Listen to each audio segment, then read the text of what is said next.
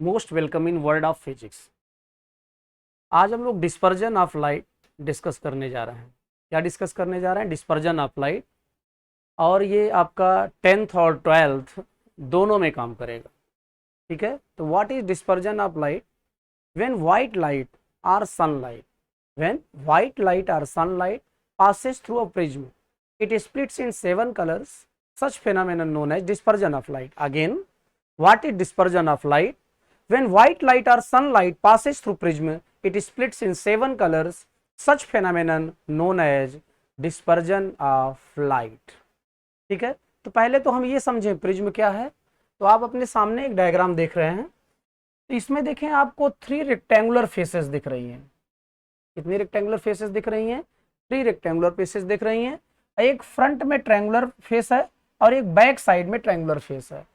कुल इसमें 5 फेस हैं, 2 ट्रायंगुलर फेस हैं, 3 रेक्टेंगुलर फेसेस हैं। ठीक है, और जैसे जो रेक्टेंगुलर फेस जो है बॉटम के तौर पर वर्क करेगा, उसे हम बेस ऑफ द प्रिज्म बोलेंगे। क्या बोलेंगे? Base of the prism. और जिन रेक्टेंगुलर फेसेस से क्या होगा? रिफ्रैक्शन होगा, उन्हें हम रिफ्रैक्टिंग फेसेस बोलेंगे। क्या बोलेंगे? रिफ्रैक्टिंग फेसेस बोलेंगे। और रिफ्रैक्टिंग फेसेस के बीच में जो एंगल फॉर्म होगा, उसे हम एंगल ऑफ प्रिज्म बोलेंगे। क्या बोलेंगे? एंगल ऑफ प्रिज्म बोलेंगे। अब हम इसे किसी प्लेन से, प्लेन मतलब चाकू, चाकू भी क्या है? प्लेन है। किसी प्लेन से इसको हम ऐसे काटें तो बहुत सारे ट्रायंगुलर सेक्शंस निकलते जाएंगे, उन्हें हम प्रिंसिपल क्रॉस सेक्शन बोलेंगे। क्या बोलेंगे? प्रिंसिपल क्रॉस सेक्शन बोलेंगे। एक बार फिर से रिपीट कर दे रहे हैं। ठीक है, प्रिज्म में आपके 3 रेक्टेंगुलर फेसेस होंगे और एक फ्रंट एक बैक 2 ट्रायंगुलर फेसेस होंगे। तीनों रेक्टेंगुलर फेस में से एक rectangular face as a base of the prism work करेगा, और जो जिन 2 रेक्टेंगुलर फेसेस से आपका रिफ्रैक्शन होगा, उसे हम रिफ्रैक्टिंग फेसेस बोलते हैं। और रिफ्रैक्टिंग फेसेस के बीच में जो एंगल फॉर्म होता है, that is angle of prism, that is angle of prism. ठीक है, और इसे किसी प्लेन से या किसी चाकू से काटें, चाकू भी क्या है? प्लेन है, से काटें। और कैसे? ये जो ट्रायंगुलर फेस है उसके पैरेलल चाकू चलाएं तो बहुत सारे ट्रायंगुलर सेक्शंस निकलते जाएंगे, उन्हें हम प्रिंसिपल क्रॉस सेक्शन बोलते हैं। क्या बोलते हैं? प्रिंसिपल क्रॉस सेक्शन बोलते हैं। ठीक, अब हम आगे बढ़ते हैं। हम बात करने जा रहे हैं डिस्पर्जन ऑफ लाइट होता क्यों है। तो वही आपका यहां पर जो है प्रिंसिपल क्रॉस सेक्शन ही बनाया जा रहा है। क्या बनाया जा रहा है? Principal cross section. और यहां से रे, और ये प्रिज्म ना होता तो ये रे जो है ऐसे सीधा चली जाती। ठीक है, और यहां ये जो रे आ रही है, ये सनलाइट है। क्या है? सनलाइट या व्हाइट लाइट।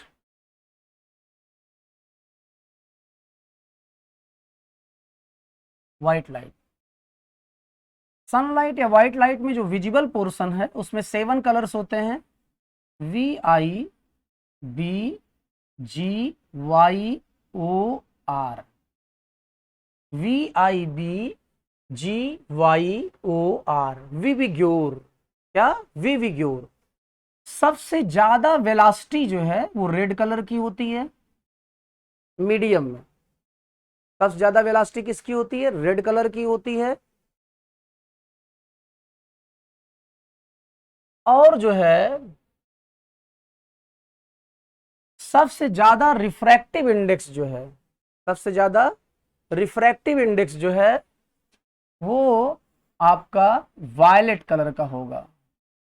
इसका होगा वायलेट कलर का होगा सबसे ज्यादा रिफ्रैक्टिव इंडेक्स।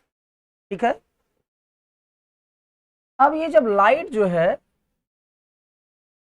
मीडियम में इंटर करेगी तो एक्चुअली आप एयर से ग्लास जा रहे होंगे और फिर ग्लास से आप एयर आ रहे होंगे। तो हम यहां एक नॉर्मल ड्रा करेंगे, और ये एंगल ऑफ इंसिडेंस जो है, ये इंसिडेंट रे जो है उसके लिए इंसिडेंट रे और नॉर्मल के बीच का जो एंगल होगा उसे एंगल ऑफ इंसिडेंस बोलेंगे।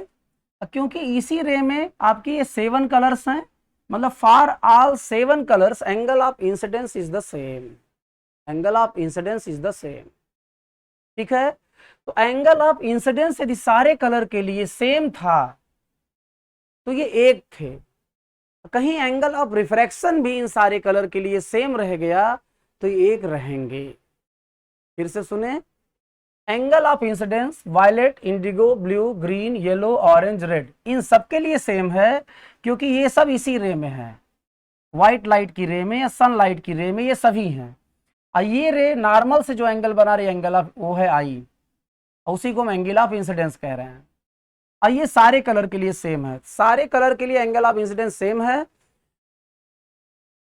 ठीक है, और ये सारे कलर एक साथ हैं, कहीं इनका एंगल ऑफ रिफ्रैक्शन भी सेम रह गया तो एक साथ रहेंगे। इसका मतलब एंगल ऑफ रिफ्रैक्शन यदि इनका अलग अलग होगा तभी ये डिस्पर्ज करेंगे, और एंगल ऑफ रिफ्रैक्शन इनका अलग अलग नहीं होगा तो ये डिस्पर्ज नहीं करेंगे, ये डिस्पर्ज नहीं करेंगे। तो एंगल ऑफ रिफ्रैक्शन ये डिसाइड करने जा रहा है कि डिस्पर्जन होगा या नहीं होगा। इसका मतलब ये है कि हम मीडियम चेंज हो रहा है, इसका मतलब रिफ्रैक्टिव इंडेक्स में वेरिएशन आ रहा है। रिफ्रैक्टिव इंडेक्स में क्या आ रहा है, वेरिएशन आ रहा है, रिफ्रैक्टिव इंडेक्स चेंज हो रहा है। और आर ये डिसाइड करेगा डिस्पर्जन होगा या नहीं होगा। और आई ये बता रहा है कि वो सारे कलर के लिए सेम था तो सारे कलर साथ थे और उनका इफेक्ट व्हाइट था, उनका इफेक्ट क्या था, व्हाइट था। अब जरा देखें, इसका मतलब ऐसा कोई रिलेशन लिया जाए जिसमें आई भी रहा हो, आर भी रहा हो और रिफ्रैक्टिव इंडेक्स भी रहा हो, तो वो रिलेशन जो है आपका, जिसे आप स्नेल्स लॉ के नाम से जानते हैं। कौन सा law, Snell's law, Snell's law के नाम से आप जानते हैं। ठीक है, स्नेल्स लॉ था क्या, the ratio of sine of angle of incidence to the sine of angle of refraction will be a constant,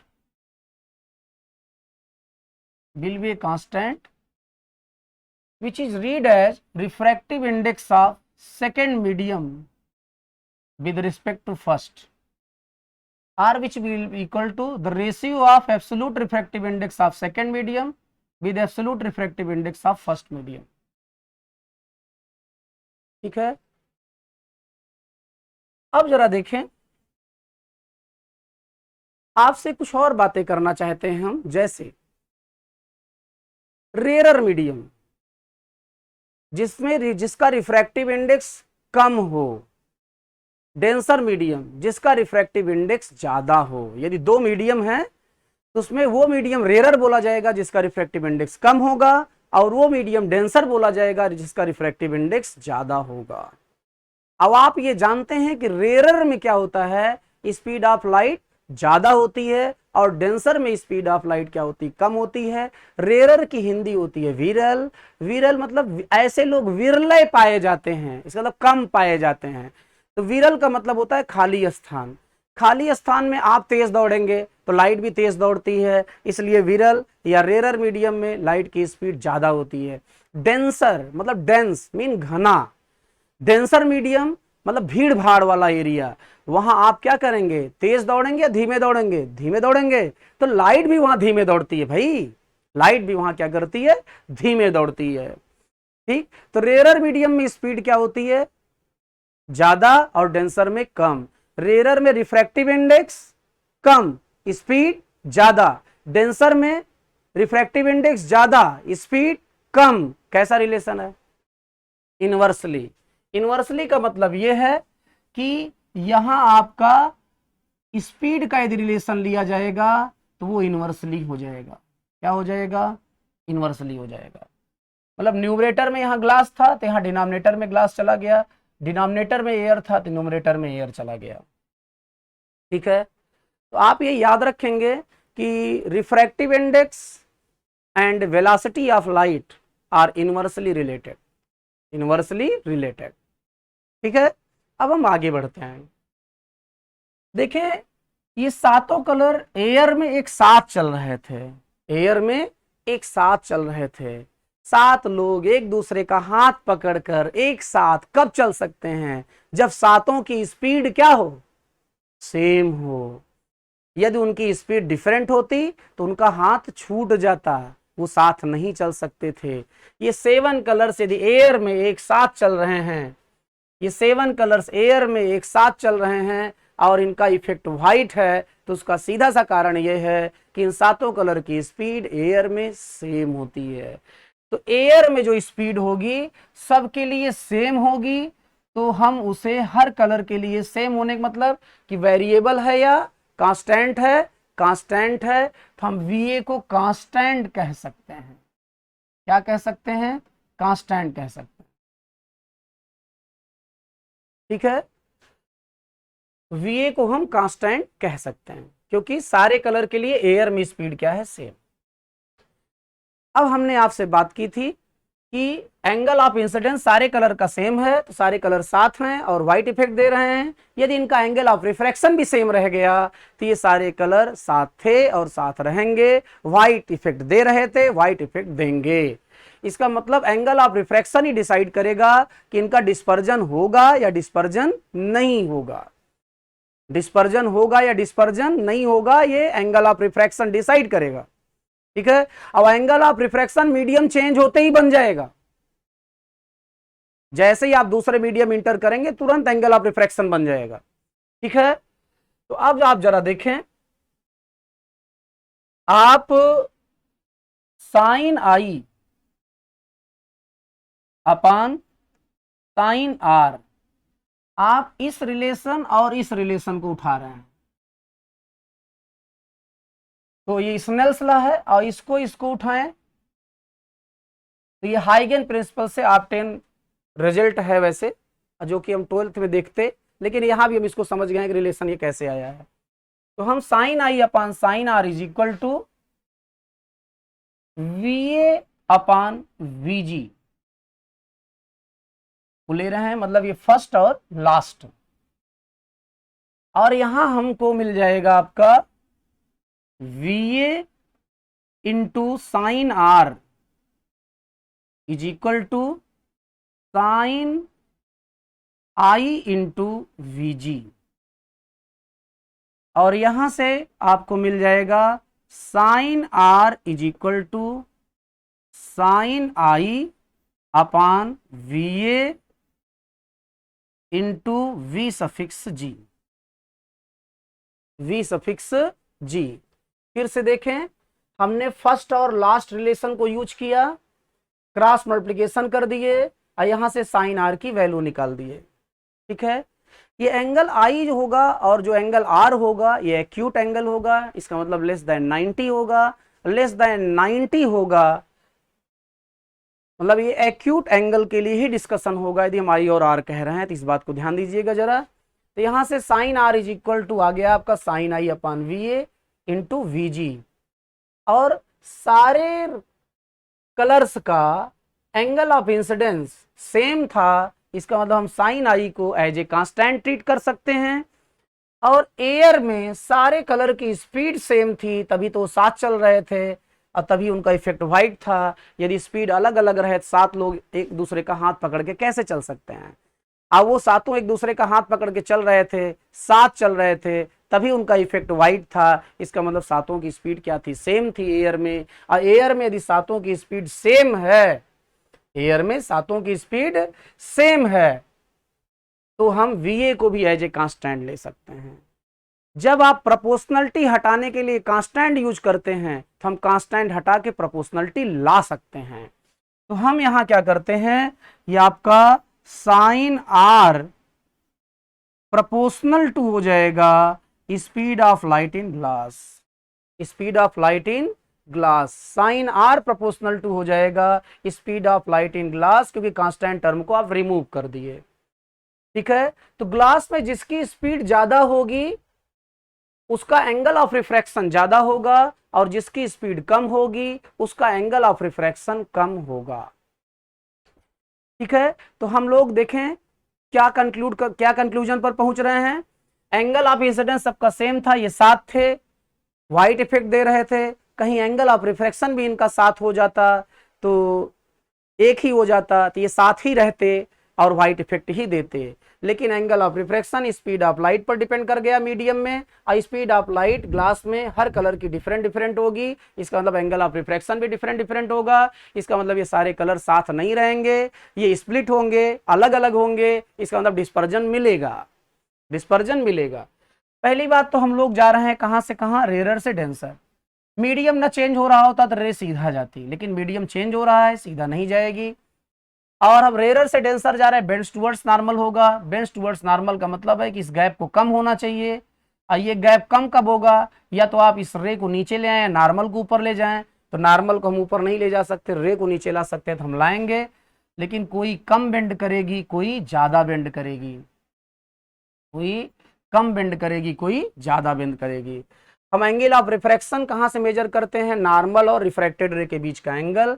तो एक रिफ्रैक्टेड रे ये है, नॉर्मल ये है, एक एंगल ऑफ रिफ्रैक्शन ये हो गया और एक एंगल ऑफ रिफ्रैक्शन ये हो गया। एंगल ऑफ रिफ्रैक्शन ऊपर वाली रे का ज्यादा है और एंगल ऑफ रिफ्रैक्शन यहाँ रेड का ज्यादा होना चाहिए, क्योंकि जिसकी वेलोसिटी ज्यादा होगी, जिसकी वेलोसिटी ज्यादा होगी उसका एंगल ऑफ रिफ्रैक्शन भी ज्यादा होगा। तो वेलोसिटी ज्यादा थी रेड की, एंगल ऑफ रिफ्रैक्शन ज्यादा होगा रेड का। वेलोसिटी सबसे कम थी वायलेट की, तो एंगल ऑफ रिफ्रैक्शन भी सबसे कम होगा वायलेट का। इसका मतलब एंगल ऑफ रिफ्रैक्शन जिसका ज्यादा है वो रेड कलर होना चाहिए और जिसका कम है उसे वायलेट कलर होना चाहिए। ठीक है, तो सबसे बेस से जो दूर होगा रे कलर वो रेड होगा, बेस के जो पास होगा वो कलर क्या होगा आपका, वायलेट होगा। अब जब ये रे बाहर जाएगी, अब हम एक्चुअली जा कहां से कहां रहे हैं, डेंसर से रेयर, क्या हो जाएगा, bends away from the normal. और यही सिचुएशन इसके साथ भी हो जाएगी, bends away from the normal. Remaining rays जो हैं वो इसी के बीच में आ जाएंगी।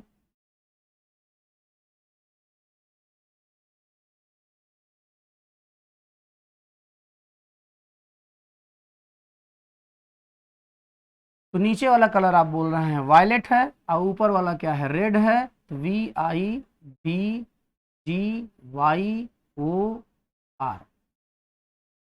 ठीक है, ये है। तो आपको डिस्पर्जन ऑफ लाइट मिल गया। ठीक, और उसके लिए रिस्पॉन्सिबल क्या था, कौन था, एंगल ऑफ रिफ्रैक्शन का वेरी करना, एंगल ऑफ रिफ्रैक्शन का वेरी करना। ठीक है, तो अब हम आगे बढ़ते हैं। आप ये समझ गए डिस्पर्जन ऑफ लाइट क्यों होता है। ठीक है, तो प्यारे जरा देखें, angle of refraction he decide कर रहा था कि डिस्पर्जन होगा या नहीं होगा, क्योंकि एंगल ऑफ इंसिडेंस सारे कलर के लिए सेम था और सारे कलर के लिए सेम था तो सारे कलर साथ चल रहे थे और व्हाइट इफेक्ट दे रहे थे। कहीं एंगल ऑफ रिफ्रैक्शन भी, एंगल ऑफ इंसिडेंस सारे कलर का सेम था, सब साथ चल रहे थे, व्हाइट इफेक्ट दे रहे थे। कहीं एंगल ऑफ रिफ्रैक्शन भी सबका सेम हो जाता, सब साथ चलते और व्हाइट इफेक्ट ही देते। तो एंगल ऑफ रिफ्रैक्शन डिफरेंट होना ही ये इंडिकेट कर रहा है कि ये अलग अलग हो जाएंगे, साथ नहीं चलेंगे, इसका मतलब ये डिस्पर्जन देंगे। अब एंगल ऑफ रिफ्रैक्शन जैसे ही आप मीडियम में इंटर करेंगे तुरंत बनेगा, इसका मतलब डिस्पर्जन भी तुरंत शुरू हो जाएगा। ठीक है, तो आप गलतियां कब नहीं करते हैं, जब आपको ये पता होता है कि सही क्या है और क्यों है। हमने ये देख रखा है, कुछ बच्चे क्या करते हैं, वो रट लेते हैं कि ऊपर जो है रेड कलर है और नीचे कौन सा कलर है, वायलेट कलर है, तो वो जो है ऐसे ले आके फव्वारा चला देते हैं। ये 100% गलत है, क्योंकि सही जब पीछे वाला था जो हम लोग डिस्कस कर चुके हैं, तो ये सही कैसे हो सकता है। कुछ लोग क्या करते हैं, वो यहाँ से रे लेके आते हैं यहाँ और यहाँ से फिर फव्वारा मारते हैं, ये भी ठीक नहीं है क्योंकि सारे रूल्स को फॉलो करना चाहिए। कुछ लोग क्या करते हैं, यहाँ से ले आते हैं, यहाँ से ले आके फव्वारा मारते हैं, ये भी गलत है। हम गलत कब नहीं करेंगे, जब हमें ये पता होगा कि सही क्या है और क्यों है। ठीक है, अब हम लोग डिस्कस करते हैं नेशनल फ्लैग। नेशनल फ्लैग जरा देखें,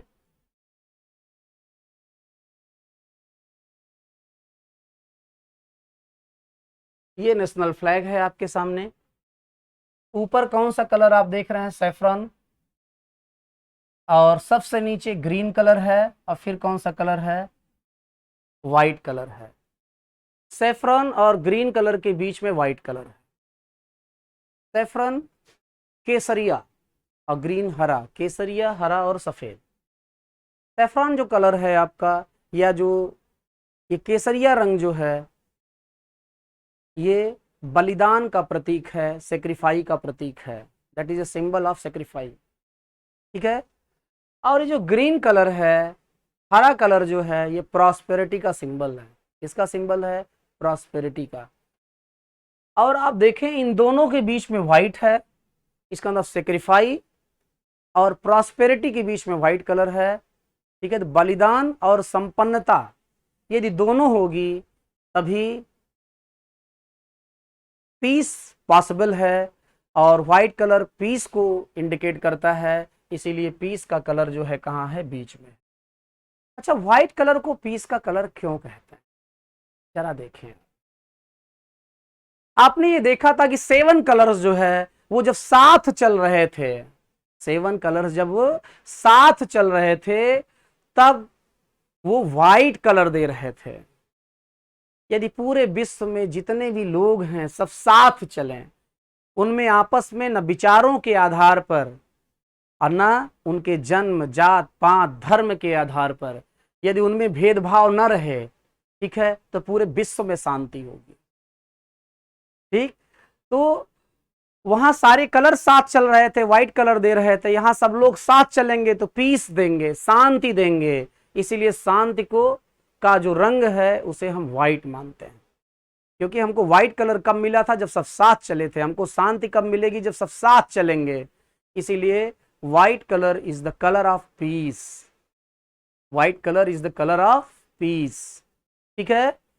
और हमको अब ये जो अशोक चक्र है जिसमें कुल 24 स्ट्रिप्स हैं, 24 तीलियां हैं, ये पीस कलर में ही क्यों बना है? ये व्हाइट कलर में ही क्यों बना है ये चक्र? क्यों? एक दिन में कुल कितने घंटे होते हैं? 24 आवर्स। दैट मीन्स हमको यदि पीस को मेंटेन करना है, हमको शांति मेंटेन करना है, हम सबको साथ मिलकर चलना है, और साथ मिलकर चलने पर सातों कलर व्हाइट दिए थे। ठीक है। तो साथ चलकर सातों कलर व्हाइट दिए थे, और साथ चलकर ही पीस मिल सकती है, इसलिए white colour is the colour of peace. ठीक है। अब ऐसा हमको 1-2 घंटे के लिए नहीं करना है, 24 hours daily. That is the reason why Ashoka Chakra is in white strip, is in white strip. अब हम ये बात करते हैं कि ये सेफ्रॉन कलर मतलब केसरिया रंग और हरे रंग के बीच में क्यों है? ठीक है। तो सेफ्रॉन क्या है? बलिदान का प्रतीक है, और सेक्रीफाई, और ये क्या है आपका? ग्रीन कलर प्रॉस्पेरिटी का प्रतीक है। ठीक है। तो यदि हमने सेक्रीफाई करने की विल पावर ना हो, विल पावर ना हो, तो पीस कभी भी सेफ नहीं रह सकती। ठीक है। बॉर्डर पे हमारे जो आर्मी के जवान हैं, यदि वो ये सोचे कि हम इतने टैलेंटेड थे, हम भी तो कोई जॉब कर सकते थे कंट्री के अंदर रहते हुए, जहां हमारी लाइफ सुरक्षित होती और नेम फेम भी होता, घर वालों के साथ रहते, और उनके अंदर सेक्रीफाई की भावना ना होती, तो क्या आपका बॉर्डर सुरक्षित था? क्या आप शांत रह सकते थे? नहीं रह सकते थे। इसका मतलब उनके अंदर सेक्रीफाई करने का जो विल पावर है, बलिदान करने की जो उनकी चाह है अपने देश के लिए, ठीक है, वो देश में शांति स्थापित कर रही है। और ग्रीन कलर प्रॉस्पेरिटी, वो वहां बॉर्डर पे इसलिए रह ले रहे हैं क्योंकि उनको ये पता है कि उनकी रहने या ना रहने पर भी उनकी फैमिली जो है वो प्रॉस्पेरस रहेगी, संपन्न रहेगी, देश वाले या देश की गवर्नमेंट ऐसी व्यवस्था करेंगे। तो सेक्रीफाई इसलिए कर रहे हैं क्योंकि प्रॉस्पेरिटी की गारंटी है। इसका मतलब सेक्रीफाई और प्रॉस्पेरिटी के बीच में ही white, that means peace safe है। That is the reason why white colour lies between saffron and green, saffron and green. ठीक है। आज पूरे विश्व में हम साथ मिलके क्यों नहीं चल पा रहे हैं? उसका सीधा सा कारण ये है कि मेरा धर्म अच्छा है, मेरा धर्म अच्छा है, मेरी जाति अच्छी है, हमारा स्टैंडर्ड ये है, हमारा स्टैंडर्ड ये है। बड़ा झंझट है, हम लोग बड़ी दीवारें खड़ी कर रखे हैं, ठीक है। लेकिन इसी गोले पर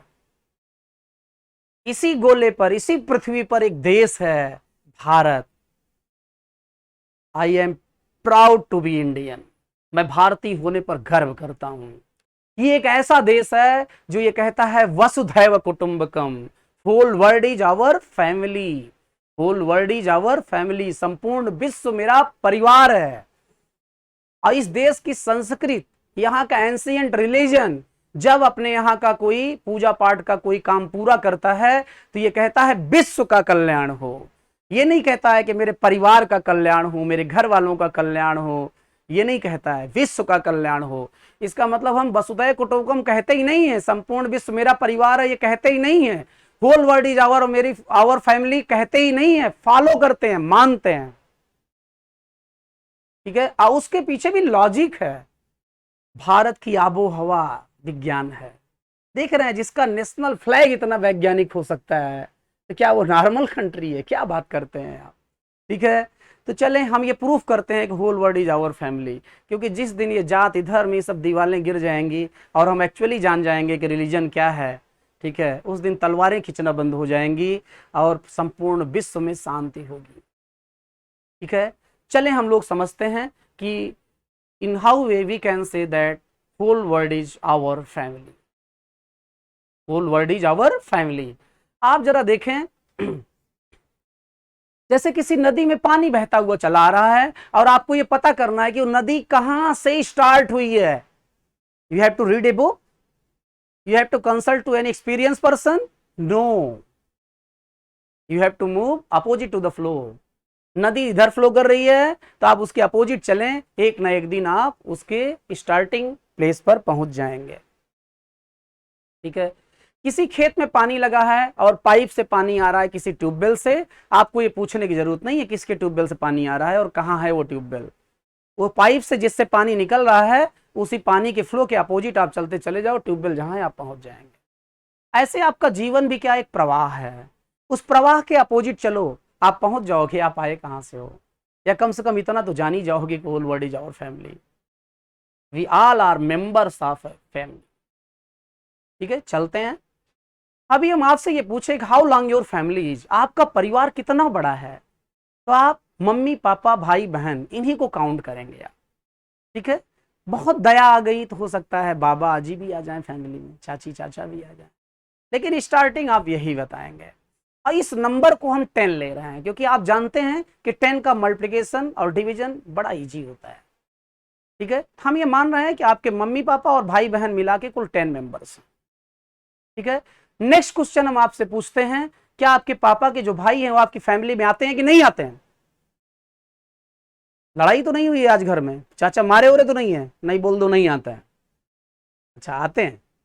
यदि चाचा आपकी फैमिली में आते हैं तो चाचा की फैमिली में भी 10 मेंबर हुए, आपके पापा की फैमिली में 10 मेंबर, पापा के भाई मतलब चाचा की फैमिली में 10 मेंबर, टोटल मेंबर्स हो गए 20।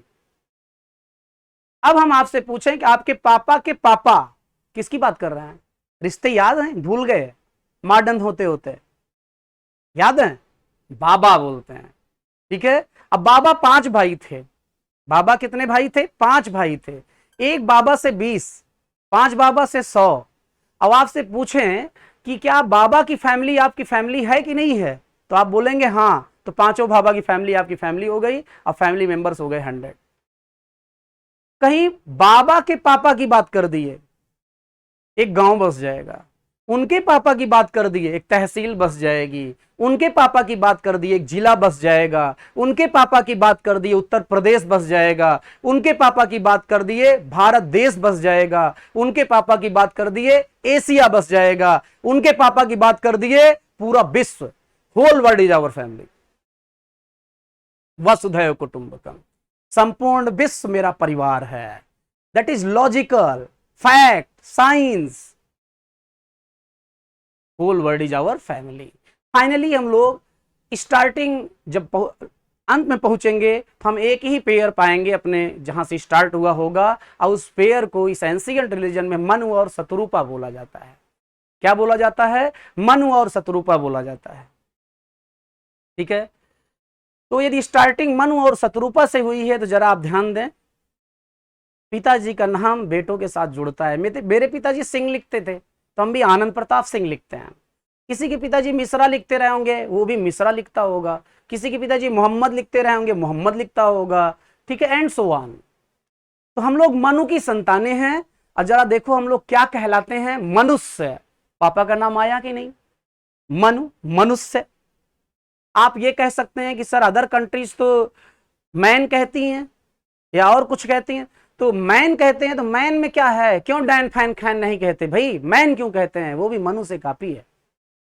हम लोग अपने यहाँ महिलाओं को ये कहते थे, ये उनकी वो हैं, इनकी वो हैं, मतलब हस्बैंड को दिखा के बोलते थे इनकी वो है। ठीक है, तो अंग्रेजी में क्या किए? वो मैन के आगे वो लगा दिए, वो मैन। औरतों के लिए वो मैन कहने लगे, कॉपीड। वो भगवान को क्या बोलते हैं? गॉड। क्या बोलते हैं? गॉड। गॉड में जी है जनरेटर, ओ है ऑपरेटर, डी है destroyer. Generator, operator, destroyer, Brahma Vishnu Mahesh. ये कहां का कॉन्सेप्ट है? कहां का लॉजिक है? इंडिया। ठीक है, भारत विश्व गुरु था, है और रहेगा। केवल आप खुद को रिकॉग्नाइज करें। बहुत सारे पॉइंट्स हैं, ठीक है, कि जो ये प्रूफ करते हैं कि हम 100% साइंटिफिक थे और हैं। ठीक है, तो आप कॉपीड क्यों है? आपका रिटर्न हिस्ट्री जो है वो 5500 ईयर्स एगो की है, रिटर्न हिस्ट्री। और एक भाई साहब अभी 2022 साल हुए हैं बस, और एक भाई साहब को अभी केवल 1400 ईयर हुए हैं। तो इसमें तो आप समझें, फादर यदि हम बोलना चाहें तो किसे बोलेंगे? जवाब आपके मन में आ गया होगा। अब बच्चे हमेशा फादर की नकल करते हैं, तो बच्चे फादर की नकल कर रहे हैं। Thanks, thanks. Subscribe, like, share and comment also.